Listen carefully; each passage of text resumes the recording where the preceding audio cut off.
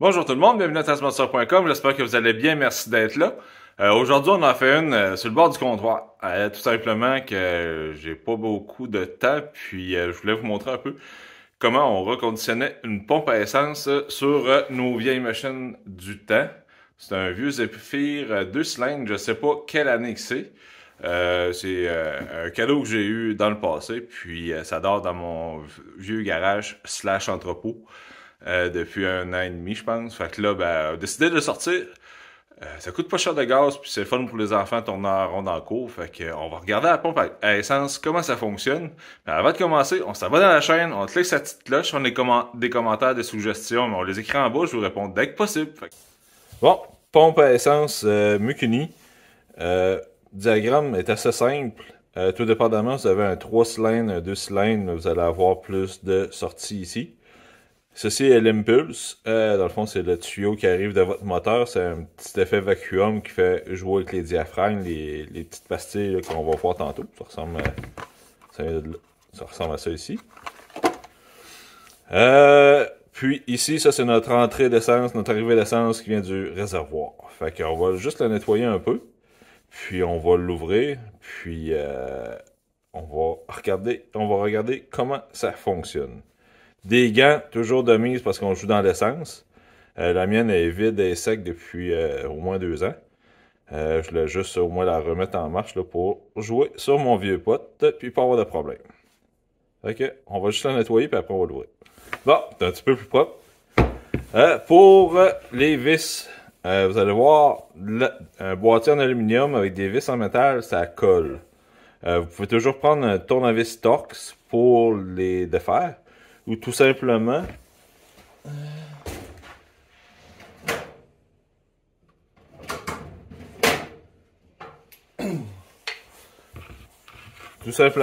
se mettre dans l'étau, pas trop serré.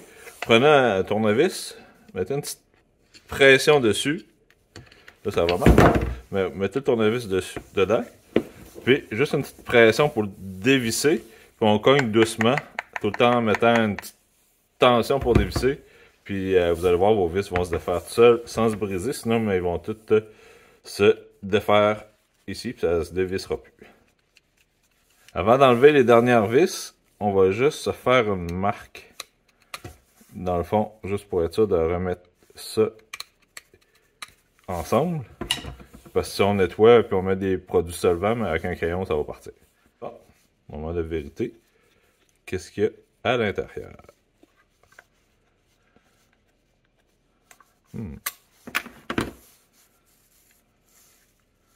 C'est pas trop pire. Vous voyez tous les résidus jaunes? C'est le vernis qui décolle avec les années. Oh boy, ok. Ici, par exemple, ça c'est une autre histoire. Ça, c'est l'impulse qui est ici. Puis, elle va faire gonfler puis bomber. Fait que l'effet de succion va faire rentrer l'essence. Va tirer l'essence par lui. Puis, va le faire distribuer dans les autres chemins, là, dans les 3 trous. Lui, c'est juste un 2 cylindres. Puis, j'ai pas besoin de celui-là. Fait qu'on va le garder bouché. Puis, on s'en occupera pas vraiment. Parce que j'ai pas de pompe pour un cylindre. Mais, vous voyez, dans le moteur, ça vient vraiment du moteur, puis ça n'a pas d'affaire là. Ah, on va se mettre une canille.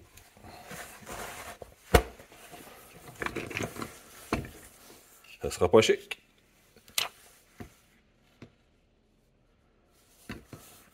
Là, on va essuyer.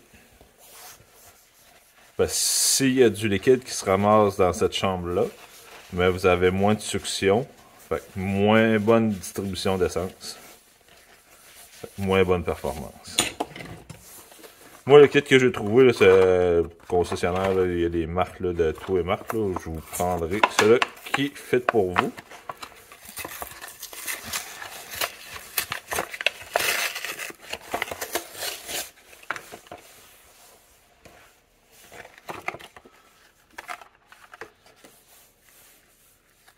Système assez simple. Des gasquettes, système assez simple. Des joints d'étanchéité entre chaque étage. Puis, il y en a aussi avec des veines dans le centre pour séparer les côtés pour l'essence. Puis, on a nos petits plastiques ici qu'on va remplacer. Fait que lui, on va essayer de l'enlever. Des fois, c'est en caoutchouc, carton, composite. On va nettoyer le morceau. En passant, que ce soit là, les kits là, que vous allez chercher, des fois, vous allez voir, il n'y a pas le 2 cylindres, ou il y a juste un 3 cylindres, ou il n'y a pas un cylindre. Mais à date, les rondes, j'ai vu, c'était pour 2 cylindres seulement. La seule chose qui change, là, c'est que vous avez un morceau comme ça, de plus, puis un plastique de plus, tout simplement. Fait que vous pouvez juste en garder de spare pour la prochaine fois. Ok, on va mettre ça ici. Tadam! Avec un petit plastique. Bon, on va remplacer nos valves ici. Et on a deux petits caoutchoucs qui viennent dans mon petit kit. Avec nos deux petites pastilles transparentes. Donc on fait juste retirer le vieux morceau. Juste enlever l'autre partie. Et voilà.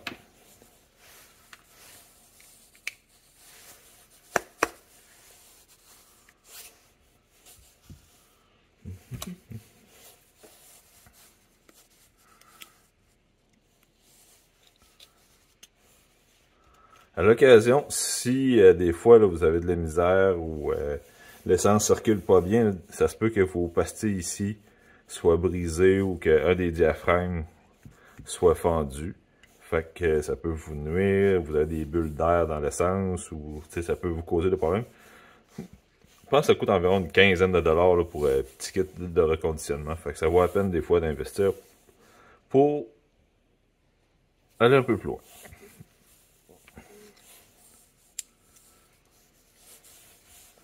On va se nettoyer avant.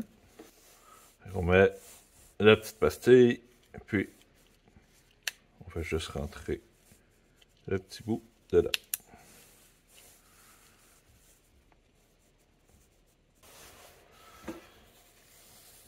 On va juste prendre un petit pointeau pour guider. Un coup qui est passé, ça va traverser tout ça.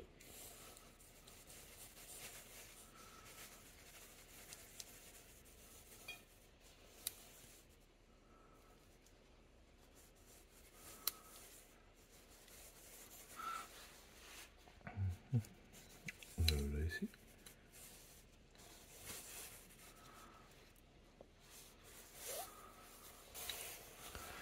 Bon, juste pour l'aider à traverser, on fait juste prendre de quoi là, assez étroit. On fait juste donner un petit coup de main sans venir. Attention à ne pas le briser ou pas faire de trou. Et voilà. On fait juste le placer comme il faut.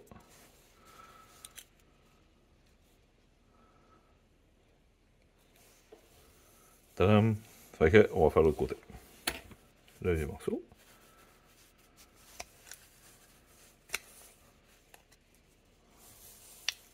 On enlève celle-là.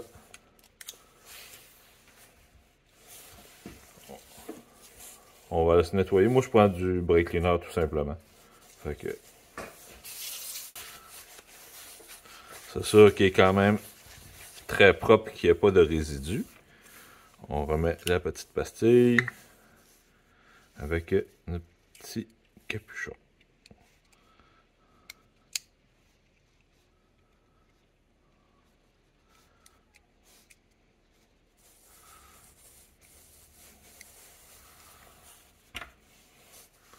Je donne un petit coup de main à l'entrée.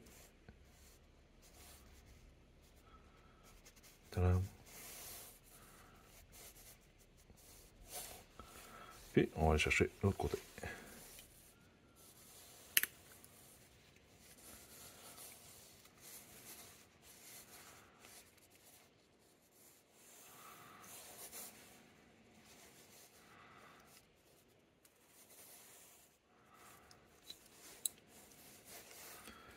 Bien.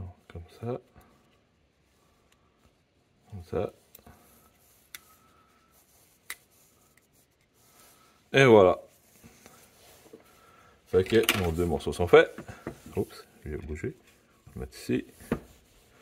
Ça va nous en prendre un autre comme ça. Ça c'est bon, ça c'est bon. Je vais juste enlever lui ici. Ploum. On va aller se nettoyer.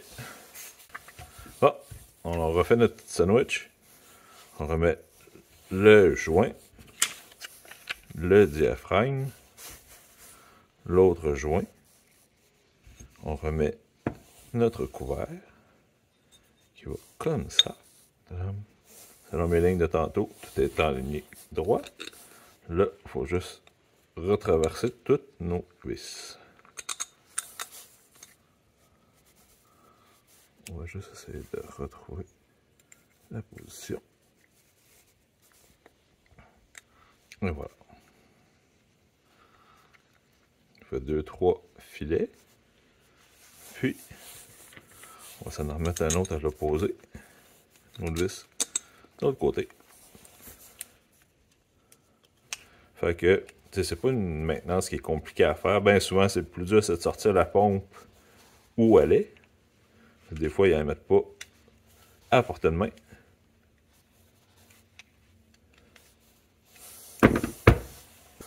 Il y en a un autre modèle. Il y en a plein de modèles qui existent. Là. Ça, c'est un autre pour un 2 cylindres. Est carré, c'est le même principe. C'est deux petits diaphragmes en plastique qui vont travailler avec l'impulse, une succion, deux sorties. Le principe de base est simple. Tant qu'il y a pas de fuite d'air dans votre succion, ça va super bien aller. Il y a d'autres pompes à essence qui existent aussi pour les simples. Fait que dans le fond, on enlève un tuyau. On enlève juste un tuyau, puis c'est le même principe. Ou vous en avez une double, puis vous avez juste besoin d'une, mais vous faites comme la personne qui avait la motoneige avant. Vous pouvez juste condamner une sortie, tout simplement. C'est pas plus compliqué que ça. Il n'y a pas une grosse pression, fait que c'est pas la fin du monde. Assurez-vous juste qu'il n'y a pas de fuite, petit tie wrap ou un collet aux deux extrémités pour être sûr de rien perdre. C'est galop! Alors, le job, c'est le coin du comptoir, pas trop compliqué. Puis, ça coûte pas trop cher, environ 10-15$. Vous prenez un 3 cylindres, un 2 cylindres, ou un cylindre, c'est le nombre de disques qui va changer. Fait que s'il y a juste des 3 cylindres, prenez-le pareil, ça va vous laisser des plastiques pour vous. L'ordre des tuyaux, c'est assez simple. Celui-là sur le dessus, c'est votre impulse. C'est le tuyau qui arrive du moteur. C'est l'effet vacuum qui va faire osciller votre diaphragme.